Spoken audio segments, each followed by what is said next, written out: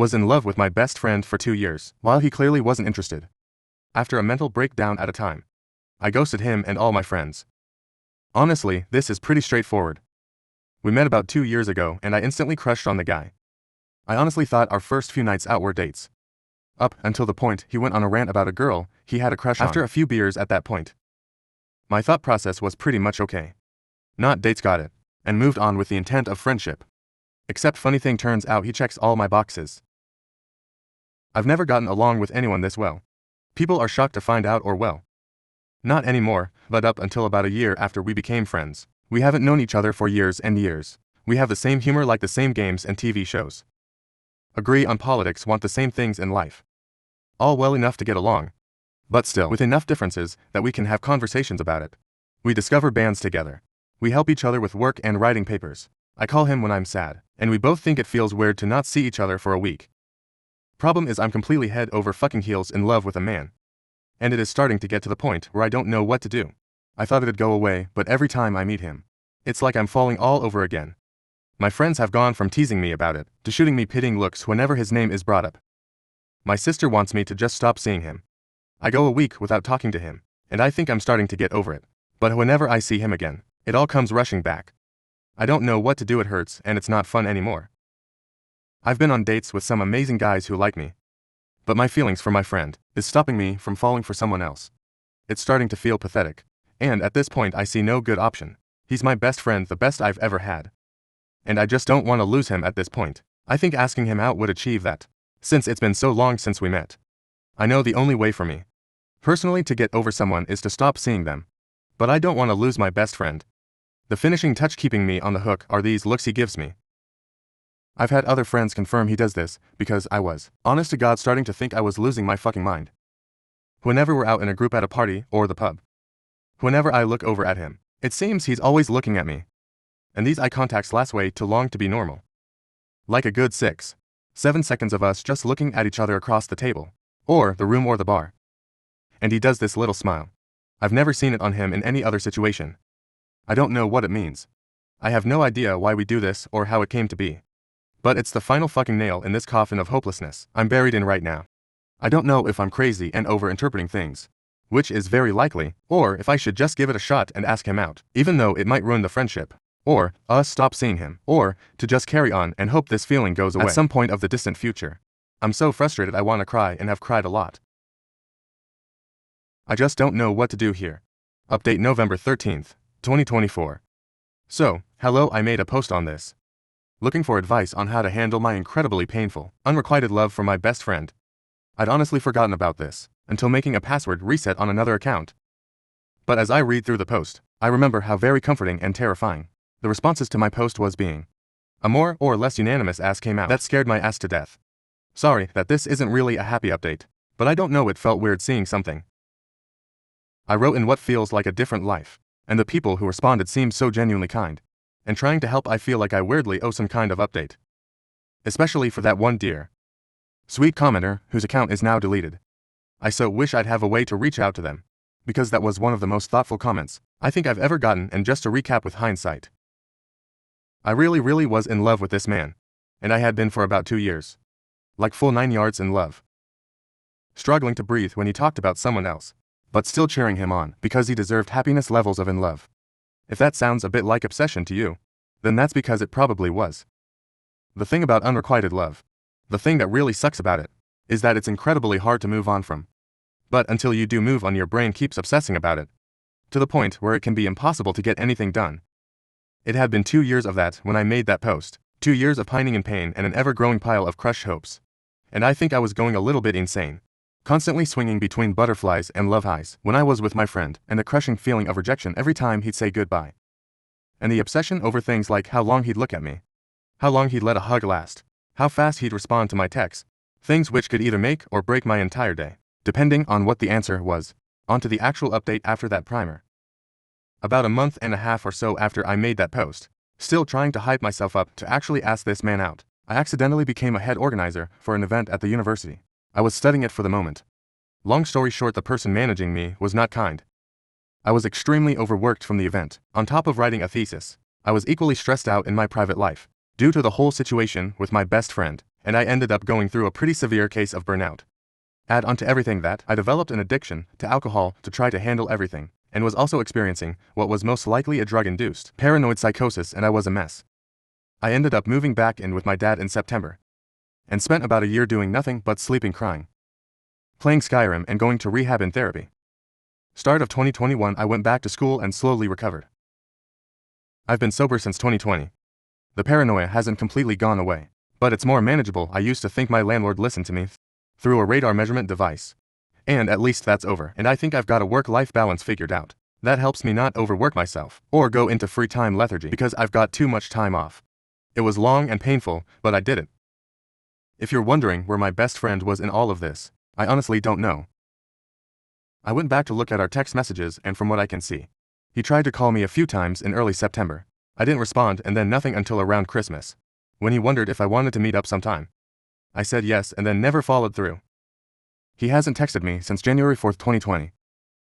Now, to be clear, I don't blame him for not reaching out more. My non-responding is what killed that friendship. I know, because it also killed every other friendship I had at the time. I don't know, alcohol addiction, deep depression, and crippling paranoia may be a fair explanation to one day stop responding to any of your friends, but I still deeply regret those choices. If I were to make a relationships post today, it would be on how the fuck you word an apology after behavior like that. 5 years down the road, sorry. I feel like this is starting to become a journal. I'm gonna stop my reflections there. So, about my love for my best friend. With some years of hindsight and therapy behind me, I don't think I was in love with him. I think I was in love with the idea of him. And I think I was obsessed for sure. But looking back, I don't know. I genuinely don't know. I think a part of me really liked the fact that this was a person who so clearly wasn't interested in me genuinely. If he was, that would shock me to find out.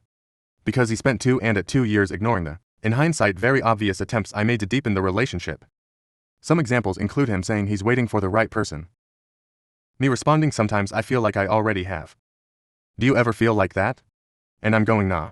I don't think so. Me following that up with maybe you just don't know.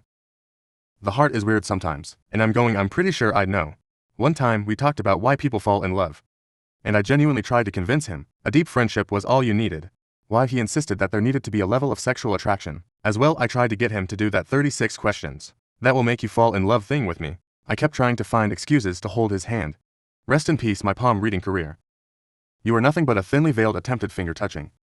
And him resolutely never going along with it. Ditto, but with hugs, arm touching, and sitting just a little too close whenever we went out, so I could hear him better, which he normally responded to by going, we should go outside so you can hear better if it's too loud in here. Very thoughtful, but very much not what the goal was. One night, when we were alone in my apartment after a club event, after a particularly long shared look, I asked him what he was thinking about in that kind of I don't want to break the illusion soft voice you put on when you're really fucking close to someone you like. And his response was, I don't know if I agree that Gertz's metaphor about blinking makes that much sense. Actually, for context, we'd bickered about that earlier in the night, since we just read some article about it in class. I did not expect it to make a comeback at that point.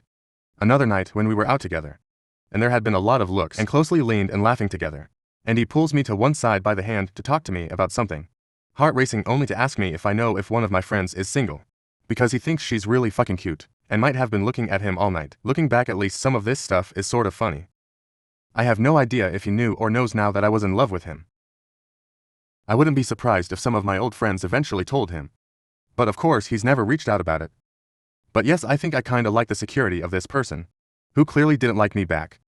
Not that I was doing well with a heartache, but there's a certain kind of fucked up comfort that comes from pining for someone who doesn't want you back. Like the highs I get when I got something that felt like confirmation.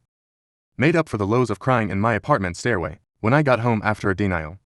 Today, I mostly just feel so bad for him and ashamed of myself, regardless of whether he knew or not.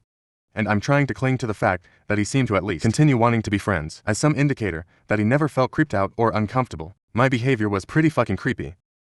And in the end, once I did get that distance between us, the feelings went away after some 6 months or so. My therapist recommended not meeting this person again for my own sake. And by early 2020, I wasn't so painfully in love anymore. A while later, I'd end up meeting a guy I clicked with just as much, who actually liked me back and showed it. We've been together for almost 3 years now, and are talking about starting to try for kids at some point soon. He'd like us to get married first, but is also insisting he wants to be the one to propose. So, I'm just walking around waiting for the day Even if it's not a huge surprise or secret, he just wants to get that moment of going down on one knee. And who am I to deny him? I'm slowly growing old and boring. I'm sober, I go to my boring, stable middle career 9-to-5 job. I save for my retirement and traveling on the summers. I help my dad out on his farm. I crochet little animals for my newborn niece. I come home to a man who plays his silly video games. I play my silly video games. We go for walks into the museum and bicker about whether to get fat on takeout or not.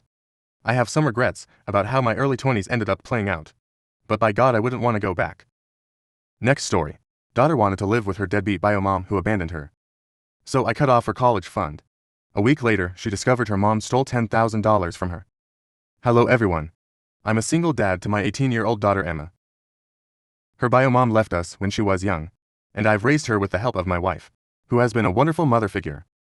Recently Emma started reconnecting with her bio mom, and I initially supported this, hoping it would be a positive experience. However, it quickly became apparent that her bio mom hadn't changed. Emma began making excuses for her, and started exhibiting increasingly hostile behavior toward my wife. She would say things like, "Maybe I'll just move in with my mom and leave you both behind. And you're not my real mom anyway. So, what do you care?" It escalated to threats, where she implied she would ruin our lives if we tried to stop her from pursuing this relationship. During a heated argument, Emma expressed her desire to move in with her bio mom. This was the breaking point for me. Feeling that I needed to set boundaries, I decided to cut off her college fund and told her she had to leave our home. Since then, my family has been vocal about their disapproval. They believe I should have been more understanding, and that I overreacted. Some even argue that I'm pushing her further away and harming our relationship permanently. They think I should have tried harder to support her, rather than resorting to such drastic measures. Either for taking this step, or was I justified in cutting her off? Update 1. Thanks to everyone who commented on my original post. I didn't expect to have an update so quickly, but a lot has happened in just the past few hours. About 5 hours after I posted, I got a message from Emma asking if we could meet up.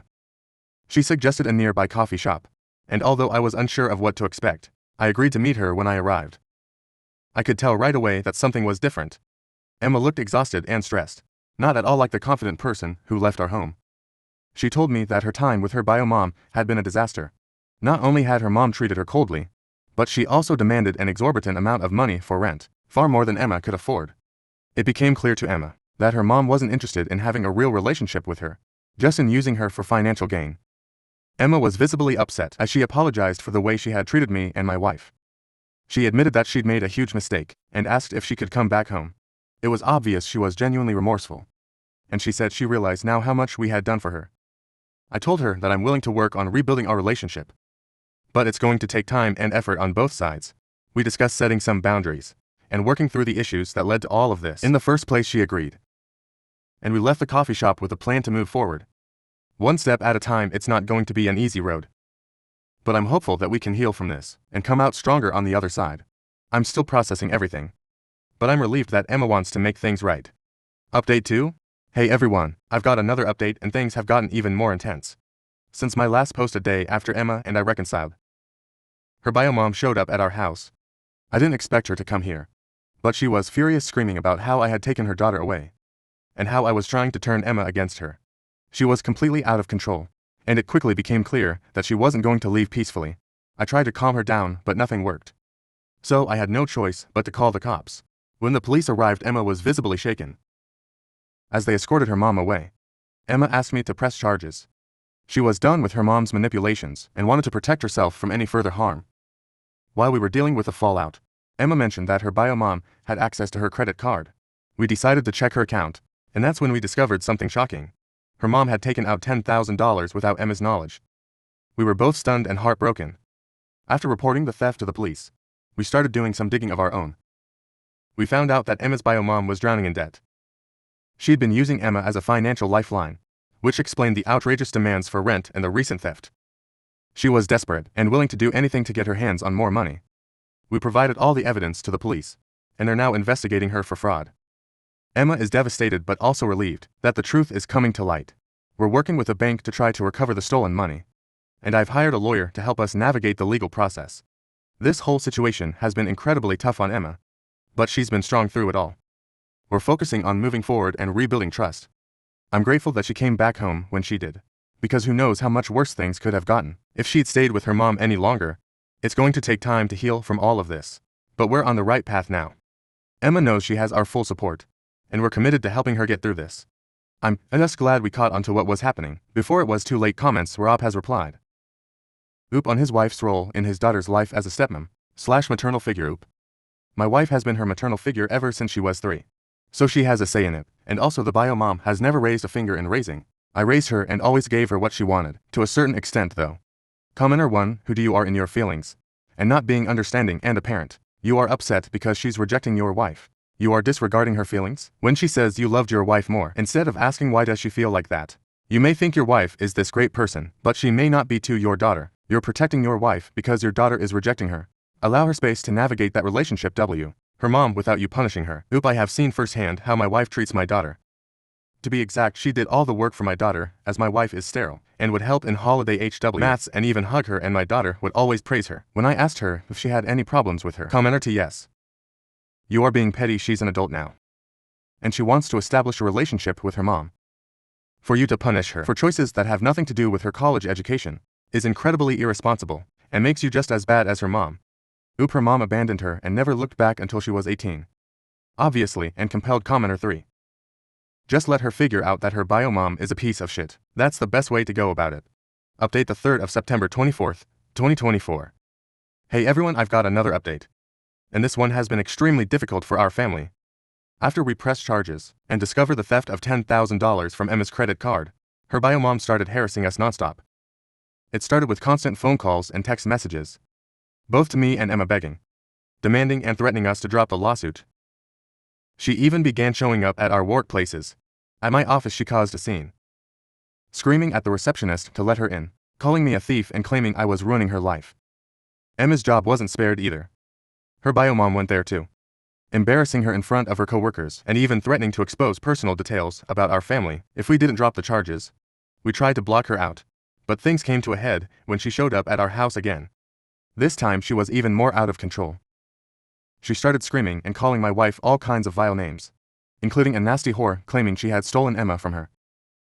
We tried to get her to leave, but she refused, and then it happened. She physically attacked my wife. She shoved her into a wall and started hitting and scratching her. Emma and I were in complete shock. My wife was just trying to defend herself, but her bio mom kept coming at her. Seeing my wife terrified and hurt was my breaking point. I immediately called the cops. When the police arrived, they arrested her for assault. My wife is now traumatized from the incident. She's been struggling with anxiety and can't sleep well, knowing that she was physically attacked in her own home. She's seeing a therapist to try to deal with the emotional scars left from this nightmare. Emma is devastated too. She never imagined her bio mom would go this far, and seeing her attack my wife has left her shaken. We're doing everything we can to support each other, but the impact has been immense. Now with her bio mom in custody and facing multiple charges, including assault and harassment, we're hoping we can finally find some peace. It's hard to believe how far this situation has escalated, but I'm glad that at least for now we're safe from further harassment. We'll be taking legal steps to ensure restraining order is in place. Moving forward, this has been a painful chapter for my family, but we're determined to get through it together. Thank you again for all your support during this time. It's been a lifeline for us.